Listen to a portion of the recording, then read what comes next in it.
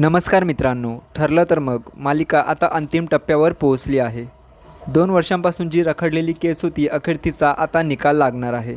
शेवटच्या दिवशी कोर्टामध्ये आता आपल्याला खूप मोठा ट्विस्ट पाहायला मिळणार आहे. अर्जुनने जेवढे काही पुरावे साक्षीच्या विरोधात ठेवले होते ते सगळे काही आता दामिनी मधुबाऊंच्या विरोधात उभे करते. एका वेळेस आपल्याला असं वाटू लागतं की आता दामिनी वकीलच ही केस जिंकणार आहे आणि अर्जुन हारणार आहे, पण मात्र मालिकेत तेवढ्यातच मोठा ट्विस्ट येतो. अर्जुन जज साहेबांना म्हणतो की आतापर्यंत मी बरेच पुरावे दाखवले, पण मी आता असा साक्षीदार उभा करणार आहे त्यानंतर सगळ्या गोष्टी क्लिअर होतील. तर आता दामिनीला सुद्धा जराही आयडिया नसते की हा साक्षीदार कोर्टात येणार आहे. आणि त्याचवेळी कोर्टामध्ये एक विदूषक म्हणजेच जोकरची एंट्री होते.